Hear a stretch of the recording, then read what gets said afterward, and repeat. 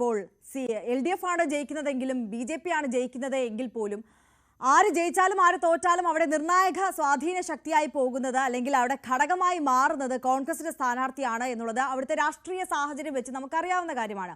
G Sreejith, ഇപ്പോൾ ആദ്യം അരുൺ സൂചിപ്പിച്ചതുപോലെ നിയമം അത്രത്തോളം പ്രധാനപ്പെട്ട വിജയസാധ്യതയുള്ള മണ്ഡലമാണ് BJPക്ക്.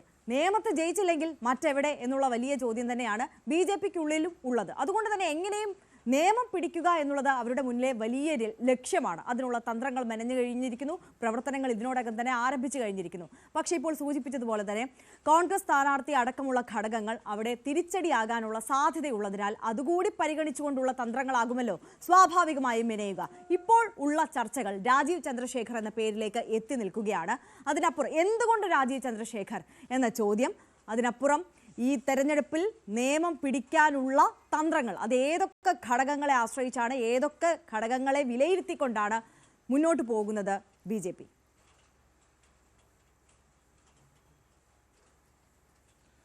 നേരത്തെ അരുൺ ചൂണ്ടിക്കാണിച്ച പോലെ അടിസ്ഥാന വോട്ടുകൾ അതുൾപ്പെടെയുള്ള കാര്യങ്ങൾ തന്നെയാണ് നിയമത്തിന്റെ പ്രസക്തി BJPയെ സംബന്ധിച്ച്. മാത്രമല്ല, കേരളത്തിൽ ആദ്യമായി ഇതുവരെ BJP എല്ലാ കാലത്തും കളിയായിക്കൊണ്ടിരുന്നത് BJPക്ക് അക്കൗണ്ട് തുറക്കാൻ കഴിയില്ല എന്നുള്ളതാണ്. അത് തിരുത്തി BJP O രാജഗോപാലിലൂടെ നിയമം പിടിച്ചു.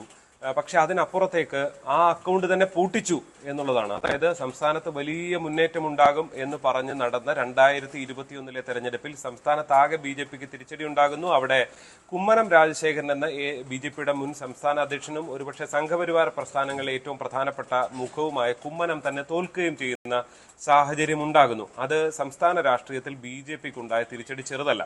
മാത്രമല്ല, അതിന് തൊട്ടുമുമ്പുള്ള തെരഞ്ഞെടുപ്പിൽ ആ തെരഞ്ഞെടുപ്പ് സമയത്ത് ഉമ്മൻചാണ്ടിയെ പോലും നിയമത്തെ സ്ഥാനാർത്ഥിയാക്കുക എന്നുള്ള തന്ത്രങ്ങൾ കോൺഗ്രസ് മെനഞ്ഞിരുന്നു.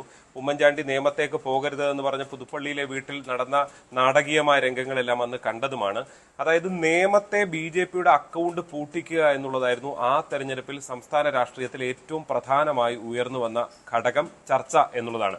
അതുകൊണ്ട് തന്നെ തെരഞ്ഞെടുപ്പ് പരാജയം വന്ന ശേഷം ആ അക്കൗണ്ട് പൂട്ടിച്ചതിന്റെ അവകാശവാദവുമായി ഇരുവിഭാഗങ്ങളും രംഗത്തെത്തി. മുഖ്യമന്ത്രി തന്നെ വന്ന് പറഞ്ഞത് ആ അക്കൗണ്ട് ഞങ്ങൾ അങ്ങ് പൂട്ടിച്ചു കേട്ടോ എന്ന് പറഞ്ഞ് നടത്തിയ പ്രസ്താവന വളരെ പ്രധാനപ്പെട്ടതാണ്, കയ്യടി നേടിയതാണ്. അവിടെ K മുരളീധരനും തന്റെ സ്ഥാനാർത്ഥിത്വം കൊണ്ടാണ് ഈ അക്കൗണ്ട് പൂട്ടിച്ചത് എന്ന് ചൂണ്ടിക്കാണിക്കുന്നു. എന്തായാലും ഒരു അരുൺ ചൂണ്ടിക്കാണിച്ച അനുസരിച്ച് മുരളീധരനെ പോലെയുള്ള ഒരു മുതിർന്ന നേതാവ് എത്തിയില്ല എങ്കിൽ അവിടെ കോൺഗ്രസ് വോട്ടുകൾ കാര്യമായി കിട്ടില്ല. അതാണ് പലപ്പോഴും BJPക്ക് നേട്ടമായി മാറാറുള്ളത് എന്നുള്ളതാണ്. ലോക്സഭാ തെരഞ്ഞെടുപ്പിൽ കഴിഞ്ഞ കുറെ കാലമായി നിയമം മണ്ഡലത്തിൽ BJP മുന്നിട്ട് നിൽക്കുന്നുണ്ട്. ഇപ്പൊ രാജീവ് ചന്ദ്രശേഖർ ആവട്ടെ ഏതാണ്ട് 22,000 പരം വോട്ടുകൾ അവിടെ ലീഡ് ചെയ്യുന്ന സാഹചര്യം ഉണ്ടായിട്ടുണ്ട്. പക്ഷേ ലോക്സഭാ തെരഞ്ഞെടുപ്പിന്റെ പാറ്റേൺ അല്ല അവിടെ നിയമസഭാ തെരഞ്ഞെടുപ്പിൽ ഉണ്ടാകുന്നത് എന്നുള്ളതാണ്. ലോക്സഭാ തെരഞ്ഞെടുപ്പിൽ CPM അവിടെ മൂന്നാമതാണ് പോകുന്നത്. പക്ഷെ അതേ തൊട്ടടുത്ത് വരുന്ന നിയമസഭാ തെരഞ്ഞെടുപ്പിൽ CPM ആണ് ആ മണ്ഡലം പിടിക്കുന്നത് എന്നുള്ളതാണ്. അങ്ങനെ അവിടെ മാറി മാറി വോട്ട് ചെയ്യുന്ന വോട്ടർമാരുടെ ഒരു വലിയ ഘടകമുള്ള ഒരു മണ്ഡലമാണ് തിരുവനന്തപുരത്ത്. ഒരുപക്ഷെ കേരളത്തിലെ തന്നെ അപൂർവ മണ്ഡലങ്ങളിൽ ഒന്ന് എന്ന് തന്നെ വിശേഷിപ്പിക്കേണ്ടി വരും. അവിടെയാണ് കാലേ കൂട്ടി മുന്നിട്ടിറങ്ങുക. ഇപ്പൊ രാജീവ് ചന്ദ്രശേഖരന്റെ ഒരു പ്ലസ് പോയിന്റ് തൊട്ട് മുമ്പുള്ള തെരഞ്ഞെടുപ്പിൽ ഇവരെ എല്ലാവരെയും നേരിട്ട് കണ്ട് വോട്ട് തേടിയ ആളാണ് രാജീവ് ചന്ദ്രശേഖർ. അതിന്റെ ഗുണം 22,000, ഒരുപക്ഷെ O രാജഗോപാലിന് ലഭിച്ച 18,000 വോട്ടിന്റെ ലീഡായിരുന്നു. 2014 ലഭിച്ച 18,000 വോട്ടിന്റെ ലീഡായിരുന്നു ലോക്സഭാ തെരഞ്ഞെടുപ്പിൽ. അതായിരുന്നു ഏറ്റവും കൂടിയ ലീഡ്.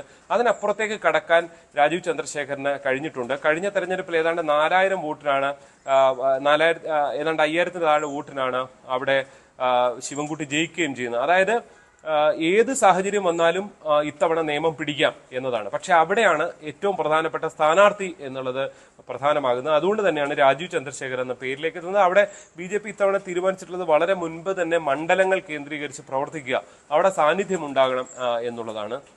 ആ നിലയിലാണ് ഏതാണ്ട് വളരെ മുൻപ് തന്നെ, ഇതിപ്പോ ഇനിയും തദ്ദേശ തെരഞ്ഞെടുപ്പൊക്കെ വരാൻ കിടക്കുന്നേ ഉള്ളൂ, പക്ഷെ അതിന് മുൻപ് തന്നെ മണ്ഡലം തീരുമാനിച്ചുകൊണ്ട് രാജീവ് ചന്ദ്രശേഖർ അവിടെ കളം പിടിക്കാൻ ഇറങ്ങുന്നത്.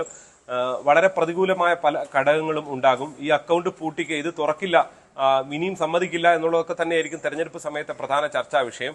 അവിടെ B ശിവൻകുട്ടി എന്ന അധികായനായ നേതാവ് എന്ന് തന്നെ പറയേണ്ടി വരും. കാരണം ആ തെരഞ്ഞെടുപ്പിൽ BJPക്ക് വലിയ സ്വാധീനമുള്ള ഒരു മണ്ഡലം, അതിനെ അതിജീവിച്ച് മുന്നോട്ട് പോകാൻ തൊട്ടു മുമ്പത്തെ തെരഞ്ഞെടുപ്പിൽ പരാജയപ്പെട്ട ശേഷം വീണ്ടും മുന്നോട്ട് പോകാൻ കഴിഞ്ഞു എന്നുള്ളത് ശിവൻകുട്ടിയുടെ കൂടി ഒരു പ്രവർത്തന ശൈലിക്ക് കിട്ടിയ അംഗീകാരമാണ്. എന്തായാലും സംഘപരിവാറുമായി നേരിട്ടുള്ള ഏറ്റുമുട്ടലാണ് ശിവൻകുട്ടി ഇപ്പോഴുള്ളത്.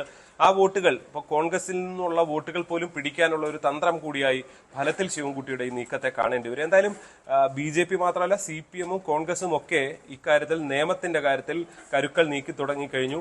നിയമം വളരെ പ്രധാനപ്പെട്ട ഒരു കേന്ദ്രമായി മാറും അടുത്ത തെരഞ്ഞെടുപ്പിലും. തീർച്ചയായും ശക്തമായ ത്രികോണ മത്സരത്തിന് സാക്ഷ്യം വഹിച്ചിട്ടുള്ള ഇനി വഹിക്കാൻ പോകുന്ന പ്രധാനപ്പെട്ട ഒരു തെരഞ്ഞെടുപ്പ് മണ്ഡലം തന്നെയാകും നിയമം എന്നുള്ളതിൽ ഒരു തർക്കവുമില്ല. ഇപ്പോൾ ശ്രീജിത്ത് സൂചിപ്പിച്ചതുപോലെ തന്നെ ഇത് തങ്ങളുടെ മണ്ഡലമാണ് എന്ന് ഉറച്ചു പറയാൻ ഒരു പാർട്ടികൾക്കും ഒരു മുന്നണികൾക്കും സാധിക്കാത്ത ഒരു സാഹചര്യമാണ് നിയമത്തേത്. അത് ഓരോ തവണ നമ്മൾ നിയമസഭാ തെരഞ്ഞെടുപ്പിലെയും ലോക്സഭാ തെരഞ്ഞെടുപ്പിന്റെയും ഒക്കെ കണക്കുകൾ പരിശോധിച്ചാൽ തന്നെ, അല്ലെങ്കിൽ ജയ തോൽവികളൊക്കെ പരിശോധിച്ചാൽ തന്നെ നമുക്ക് മനസ്സിലാക്കുന്ന കാര്യമാണ്. ആർക്കൊപ്പം നിയമത്തെ വോട്ടർമാർ നിൽക്കും എന്നുള്ളത് മുൻകൂട്ടി പ്രവചിക്കാൻ കഴിയാത്ത രാഷ്ട്രീയ സാഹചര്യമാണ് നിയമത്തുള്ളത്. നമുക്ക് ആ കണക്കുകളിലേക്ക് ഒന്ന് പോവുകയാണ്. MG മിഥുൻ നമുക്കൊപ്പം ആ കണക്കുകളുമായി ചേരുകയാണ്. മിഥുൻ, ഇപ്പോൾ പറഞ്ഞതുപോലെ തന്നെ മാറി മാറി വരുന്ന കണക്കുകളാണ്, ജയസാധ്യതയാണ്, ആർക്കൊപ്പം നിൽക്കും, എത്ര ഭൂരിപക്ഷം ഉണ്ടാകും എന്നൊന്നും ഒരിക്കലും പ്രവചിക്കാൻ കഴിയാത്ത സാഹചര്യം. അത്തരത്തിലൊരു മണ്ഡലം നമുക്ക് പോയ നിയമസഭാ തെരഞ്ഞെടുപ്പുകളിലെയും ലോക്സഭാ തെരഞ്ഞെടുപ്പുകളിലെയും കണക്കുകളിലേക്കൊന്ന് നോക്കാം. അതെ, തീർച്ചയായും. എന്തുകൊണ്ട് രാജീവ് ചന്ദ്രശേഖരനെ നിയമത്ത് മത്സരിപ്പിക്കാൻ BJP തീരുമാനിക്കുന്നു എന്നുള്ളതിൻ്റെ ചില കണക്കുകൾ നമുക്ക് നോക്കാം. അതായത് BJP 2014, 2019, 2024 ഈ 3 ലോക്സഭാ തെരഞ്ഞെടുപ്പുകളിലെ കണക്കുകൾ നോക്കുമ്പോൾ 50,685 വോട്ടുകൾ 2014 ലഭിച്ചെങ്കിൽ 2019 വരുമ്പോൾ അത് 58,513 ഉയർത്താൻ BJPക്ക് സാധിച്ചു. അത് 2024 വരുമ്പോൾ 61,227 വോട്ടുകളായി വന്നിരിക്കുന്നു. 2014 O രാജഗോപാലായിരുന്നു സ്ഥാനാർത്ഥിയെങ്കിൽ 2019 അവിടെ കുമ്മനം രാജശേഖരൻ വരുന്നു. അവിടുത്തെ ഭൂരിപക്ഷം വോട്ട് നില വർദ്ധിപ്പിക്കാൻ സാധിക്കുന്നു. 2024 ഇപ്പോൾ ആരെയാണോ നിയമത്ത് മത്സരിപ്പിക്കാൻ BJP തീരുമാനിക്കുന്നത് ആ സ്ഥാനാർത്ഥി തിരുവനന്തപുരം ലോക്സഭാ കോൺസ്റ്റിറ്റ്യുവൻസിയിലേക്ക് മത്സരിക്കുമ്പോൾ അവിടെ 61,227 വോട്ടുകൾ 2024 ഈ കഴിഞ്ഞ ലോക്സഭാ തെരഞ്ഞെടുപ്പിൽ നേടി എന്നുള്ളതാണ് അതിലേറ്റവും പ്രധാനപ്പെട്ട കാര്യം. അതിൽ നിയമസഭാ വോട്ടുകൾ നോക്കുമ്പോൾ 2011 43,661 വോട്ടുകളായിരുന്നു BJP നേടിയിട്ടുള്ളത്.